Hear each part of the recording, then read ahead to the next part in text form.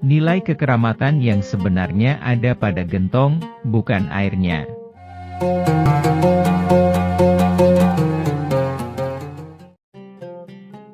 Usai berziarah dari pusara Sunan Muria, pengunjung akan melewati ruangan tertutup dengan desain melingkar.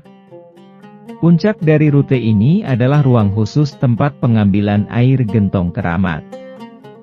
Rute keluar masuk areal makam Sunan Muria sengaja didesain dengan mengarahkan rute perjalanan pengunjung sampai di lokasi gentong keramat di samping pintu keluar.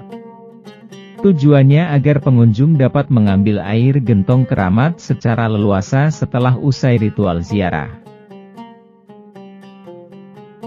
Ritual pengambilan air gentong memang didesain pada urutan terakhir dari sederet ritual sejarah lainnya, agar pengambilan air dilakukan setelah peziarah melakukan ritual.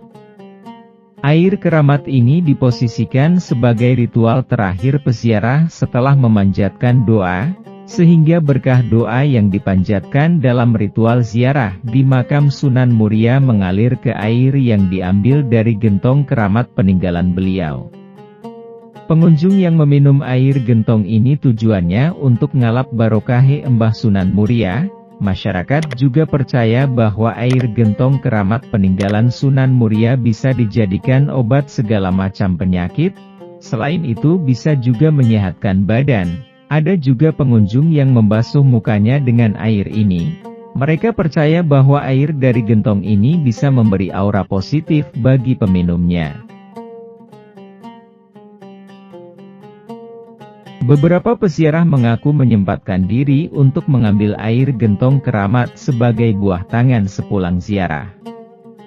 Mereka sengaja membeli botol berukuran besar yang dijual di sepanjang jalan menuju makam Sunan Muria. Air gentong keramat ini berkisah bahwa Sunan Muria yang masa hayatnya selalu menyediakan air untuk konsumsi dan bersuci. Sang Sunan menampung air di dalam gentong berukuran besar. Gentong ini pada mulanya diletakkan di belik mata air, Rejoso, sekitar 300 meter sebelah timur laut dari makam Sunan Muria.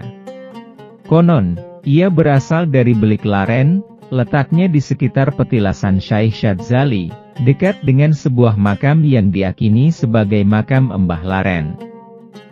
Air dari embelek Laren ini diusung oleh salah seorang abdi atau pembantu di padepokan Sunan Muria bernama Nyi Ageng Ratu. Konon, pada saat memindahkan air dari embelek Laren ke Sendang Rejoso, Nyai Ageng Ratu menggunakan kendit yaitu kain panjang untuk menggendong. Pada saat menggendong, kendit itu tersangkut di sebuah anak gunung, sehingga gunung tersebut patah atau tugel. Hingga sekarang, jejak tersebut masih ditemukan di daerah pegunungan Muria bernama Gunung Tugel. Menurut cerita ini, gentong yang sekarang dapat disaksikan di lokasi makam Sunan Muria itu adalah gentong peninggalan Sunan Muria asli. Pengurus makam atau yang biasa disebut YM2SM yaitu, Yayasan Masjid dan Makam Sunan Muria, memasang papan informasi bertuliskan, gentong keramat peninggalan Sunan Muria. Tulisan ini merupakan versi kedua yang telah diganti.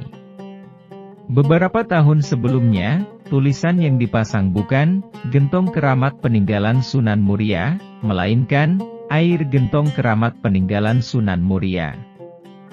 Penggantian papan nama ini karena menurut pengurus makam, nilai kekeramatan yang sebenarnya ada pada gentong, bukan airnya. Gentong tersebut dipercaya sebagai peninggalan Sunan Muria. Air yang sekarang dibagikan kepada peziarah adalah air dari mata air embelek Laren yang disalurkan melalui pipa. Sedangkan sebagian masyarakat menganggap bahwa gentong ini dapat mengeluarkan air dengan sendirinya dari dindingnya. Namun, karena pada kepengurusan masa silam tidak diketahui pasti masa kepengurusannya, gentong ini pernah dijual, sehingga gentong ini enggan mengeluarkan air. Singkatnya, sebagian masyarakat menduga bahwa faktor hilangnya kekeramatan gentong itu karena praktik komersialisasi air, Meskipun praktik yang mereka anggap menjual air keramat itu tidak dalam bentuk jual beli, melainkan uang sedekah yang dianjurkan khusus kepada para peziarah yang ingin mengambil air gentong. Ada juga versi lain yang menyebutkan bahwa gentong ini tidak pernah habis meskipun tidak pernah diisi air, bukan karena ia dapat mengeluarkan air dengan sendirinya. Gentong ini sejak zaman dahulu diisi satu kali setiap tahunnya, yakni pada tanggal 1 Muharram. Karena gentong ini berukuran sangat besar dan pada waktu silam para peziarah terbilang masih sepi, sehingga debit air yang hanya diisi 1 tahun sekali itu dapat mencukupi kebutuhan semua peziarah dalam waktu setahun. Karenanya, banyak orang menyangka bahwa gentong ini dapat mengeluarkan air dengan sendirinya. Gentong ini memiliki bentuk dan ciri yang dapat dikatakan berbeda dari sewajarnya ukuran gentong pada umumnya. Kira-kira gentong ini berdiameter sekitar 1 sampai 1,5 meter dan tinggi sekitar 1,2 meter dan ditanam di bawah tanah dan hanya sebagian kecil yang tampak dari atas.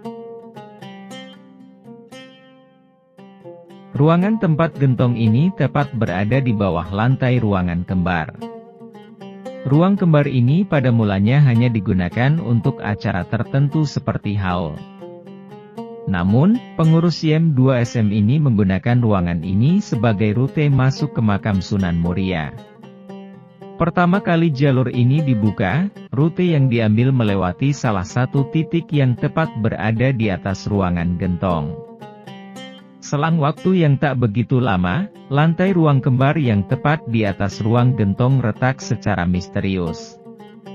Masyarakat sekitar mengaitkan kejadian ini dengan keberadaan ruangan gentong yang berada di bawah rute perjalanan masuk ke makam. Pengurus makam menganggap kejadian ini sebagai pertanda nilai keramat gentong, sehingga tidak sepantasnya berjalan dengan posisi tepat di atas ruangan gentong. Akhirnya pihak pengurus berinisiatif untuk memindahkan rute tersebut. Gentong dikuras setiap setahun sekali pada malam 1 Asyura karena sebagai penghormatan pada bulan yang sangat mulia dalam Islam itu. Menguras gentong makam adalah salah satu dari sederet tradisi yang dilakukan menjelang haul atau buka luar Kanjeng Sunan Muria. Air gentong Muria ini laksana zam-zam lokal bagi masyarakat Muria. Sebagaimana zam-zam diterjemahkan Rasulullah sebagai air yang menyimpan sejuta kebaikan dan manfaat. Kesamaan atau setidaknya kemiripan kode simbolik spiritual dalam air zam-zam dan air gentong Muria adalah inspirasi spiritual Islam tentang air sebagai benda spiritual. Ia berguna bagi aktivitas religius, ekologis, kesehatan bahkan kepentingan konsumtif ekonomis. Dari arah inilah air diterjemahkan sebagai benda agama. Itulah gentong keramat Sunan Muria. Semoga kita mendapatkan berkah barokahnya. Al-Fatihah Dumateng Embah Sunan Muria. Jangan lupa like, komen, share dan subscribe. Sampai berjumpa kembali dengan Arab Digarap. Wassalamualaikum.